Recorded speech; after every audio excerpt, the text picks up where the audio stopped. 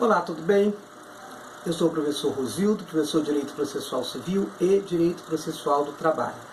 Esse é o terceiro vídeo da série Reforma Trabalhista, onde nós vamos comentar alguns temas da Reforma Trabalhista, ok? Bom, vamos lá, nós vamos começar falando sobre terceirização. Inclusive, terceirização é tema do nosso quarto módulo do nosso curso sobre a Reforma Trabalhista, que começará no dia 21 de março, na turma de quarta-feira, para quem quer fazer à noite, de 18 às 21, mas também terei a turma do dia 24 de março, com início 24 de março, para quem pode fazer os sábados, que é de 9 às 12 horas. Então vamos falar um pouquinho de terceirização. A lei de terceirização sofreu diversas reformas, não é? A primeira reforma da lei de terceirização foi com a lei 13.429 de 2017, e logo depois a 13.467, de também 2017, que é a lei da reforma trabalhista. O que se introduziu de novo nesta lei?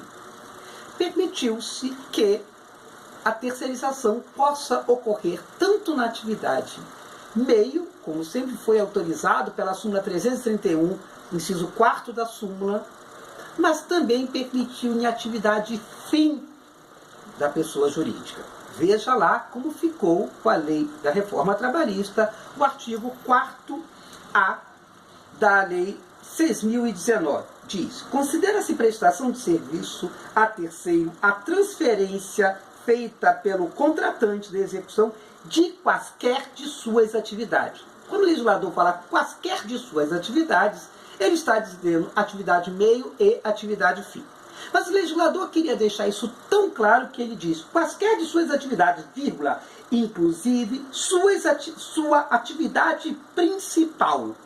Ora, permitindo a terceirização sobre atividade principal ou atividade fim, que é a essência do negócio da pessoa jurídica, colocou-se, na verdade, um ponto final, tristemente, digo eu, um ponto final na interpretação extraída da súmula 331 TST, inciso 4º, onde lá só se permitia a terceirização em atividade meio. Ou seja, o banco poderia terceirizar o serviço da empresa que serve o cafezinho, que faz a limpeza do banco, mas não poderia, antes da lei 13.429 e 13.467, lei reformista, antes o banco não poderia terceirizar, por exemplo, seus caixas, porque caixa de banco é atividade principal, é atividade fim. Mas, com o artigo 4º-A, será possível essa terceirização.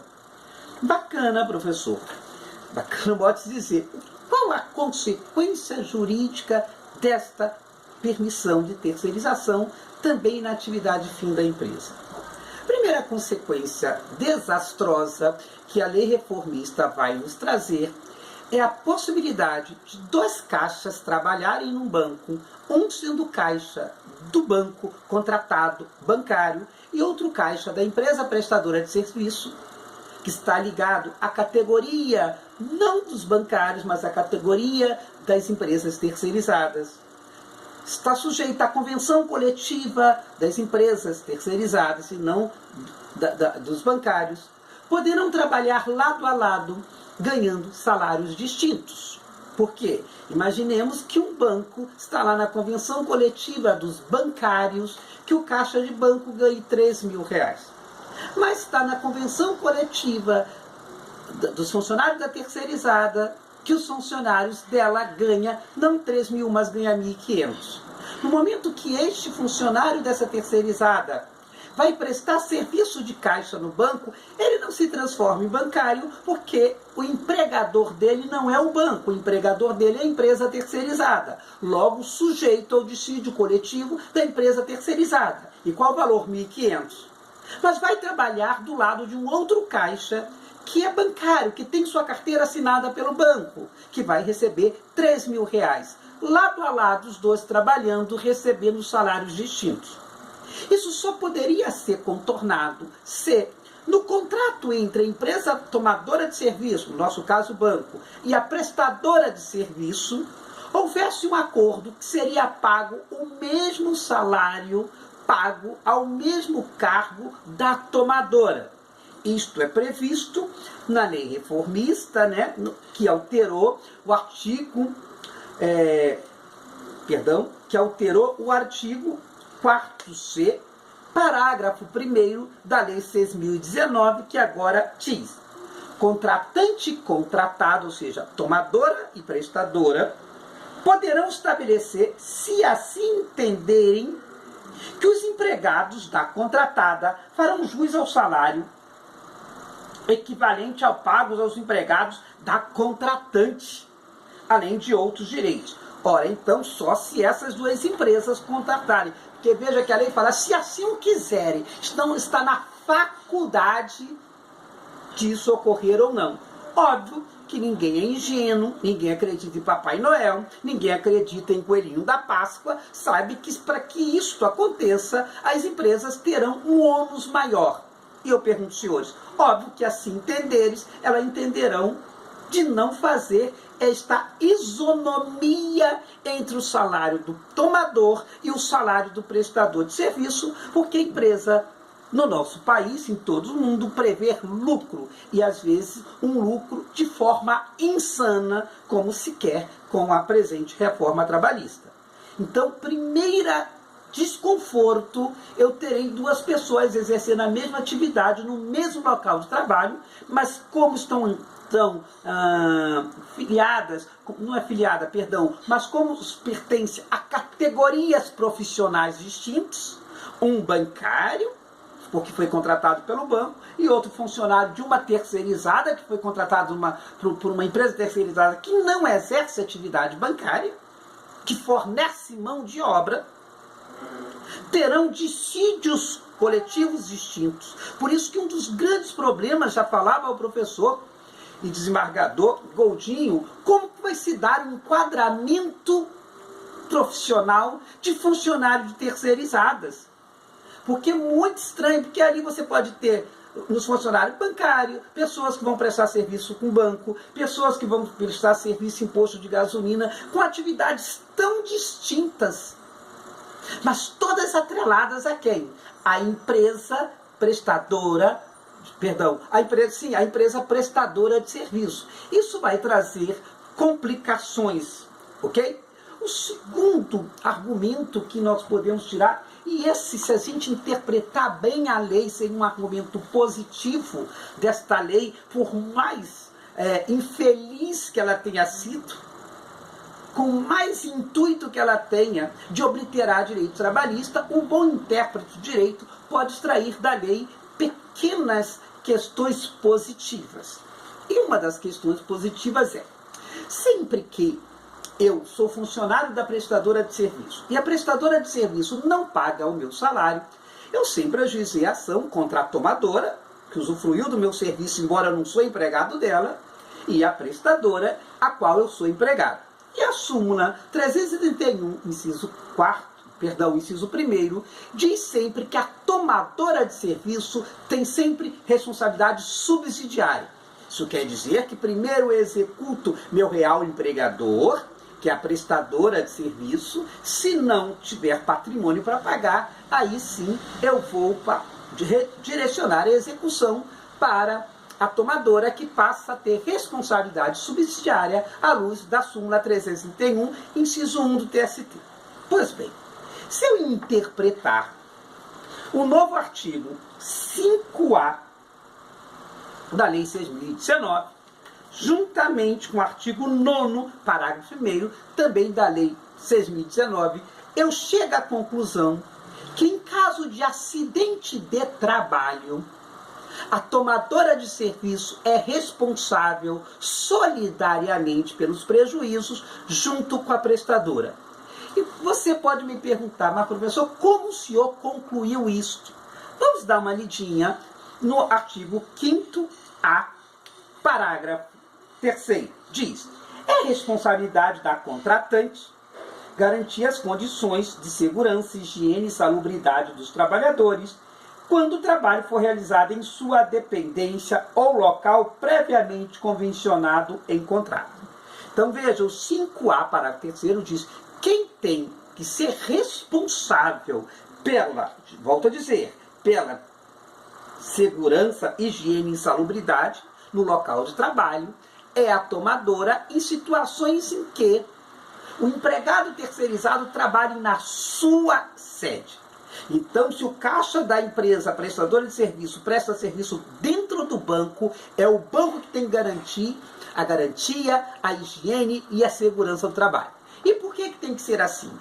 Porque a empresa que presta serviço, que coloca seus funcionários dentro do banco, ela não tem ingerência no local de trabalho, porque o local onde é prestado o trabalho não é seu, ela não é a sua sede, não é segmento da sua empresa. Então ela não tem como controlar. Óbvio que ali pode ter ambientes salubres.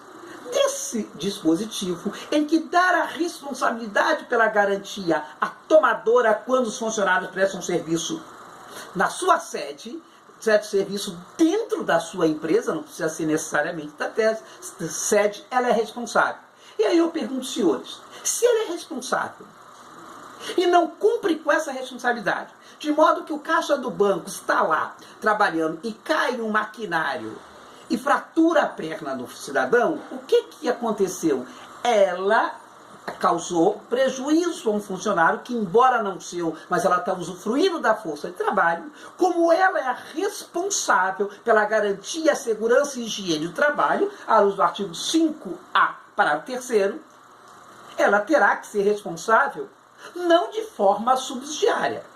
E só não é de forma subsidiária, como diz a súmula 331, inciso 1 do TST, porque a lei impôs a ela a garantia do local do trabalho com higiene, segurança e salubridade. E se eu for estender um pouco mais, eu vou ao artigo 9º, parágrafo 1º, que diz: é responsabilidade da empresa contratante, quem é contratante? A tomadora, garantir as condições de segurança, higiene e salubridade dos trabalhadores quando o trabalho for realizado em suas dependências ou em local por ela designado. Tanto 5A, parágrafo 3º, como 9º, parágrafo 1º, imputam esta responsabilidade à tomadora de serviço. E volto a dizer, por que assim é feito? Porque a que presta serviço não tem gerência na sede da empresa. Por isso ela é responsável solidária. Logo, a partir de hoje, eu tenho que interpretar a regra do artigo 331, inciso 1, combinado com 5A, parágrafo 3º, e 9º, parágrafo 1º, para imprimir uma responsabilidade solidária tanto da tomadora quanto da prestadora, para um tipo de reclamação, onde a pretensão vinculada na exordial trabalhista é o quê? É decorrente de acidente de trabalho. A causa de pedir da reclamação trabalhista vem de acidente de trabalho. Nos demais casos, continua a vigência da súmula 331, inciso 1, a responsabilidade é solidária. Mas não quando a causa de pedir tem o acidente de trabalho, porque volto a dizer, insisto mais uma vez, que a responsabilidade de garantir um ambiente seguro, higiênico e salubre é da empresa tomadora de serviço. Em que situações? Nas situações em que os terceirizados trabalham na sua sede ou em local que, embora não seja sua sede, foi local determinada por ela. E por que não? A reclamada tem responsabilidade também principal. Por isso que a responsabilidade é subsidiária, porque ela é empregadora. Embora ela não tenha ingerência na sede da reclamada, da tomadora de serviço, ela é empregadora. Ela age ali, a responsabilidade dela, embora não foi ela que não teve um ambiente seguro, higiênico e salubre, ela, como empregado é dela, a responsabilidade dela vem simplesmente pelo risco da atividade empresarial. O empregado é dela, ela é responsável. E a tomadora solidariamente é responsável porque a lei imputou a ela a obrigação de garantir o ambiente saudável, salubre e livre de qualquer risco. Antes mesmo da reforma trabalhista, já haviam acordos do TST tímidos, mas aplicando, nesse caso em espécie, a responsabilidade solidária e não subsidiária. E o senhor pode questionar, mas professor, nunca li um livro que tratasse desse tema estranho. Pois é, eu, professor que vos fala, juntamente com o professor Celso Salgado, escrevemos um livro a respeito das controvérsias sobre a nova lei de terceirização e comentamos isso. Aqui está o livro, comentamos nesse livro aqui, controvérsias sobre a nova lei de reforma trabalhista. E lá na página 62 e seguintes, 61 e seguintes, vinculamos esta tese aqui dita para os senhores, inclusive com transcrição de acordo do TST, que já antes da reforma trabalhista, certo de forma tímida, passou a imprimir em acidente de trabalho, quando os empregados da prestadora prestam serviço na sede da tomadora, imprimir responsabilidade solidária, porque só elas que têm condições de controlar o meio ambiente de trabalho. Vejam, senhores, essas e outras comunicações e outras informações sobre a terceirização, como ficou o desenho dessa terceirização com a reforma trabalhista, mas também com a lei 13.429, serão comentados no nosso curso, ou seja, no dia 21 de março, na turma de quarta-feira, que será realizado às 18 horas, até às 21, e também na turma de sábado, para quem só possa ir aos sábados, que será realizado de 9 da manhã ao meio-dia. Esse curso, já falei, todas as aulas serão acompanhadas de apostilas que serão enviadas para os senhores um dia antes da aula, para que os senhores tenham a plena noção. Quem tiver dúvida e quiser saber mais algo sobre o curso, é só ligar para o Dr. Flávio Percy no telefone 99705-2199, ok? Ou então, se não quiser ligar, passe um zap para o Dr. Flávio, que ele passará todas as informações, porque é o Dr. Flávio que administra a parte do curso. O professor Rosildo entra com a questão jurídica. Aguardo os senhores ou na quarta ou no sábado, para lá nós termos uma conversa bastante interessante e profunda sobre a reforma trabalhista, entre outros temas, terceirização. Até lá!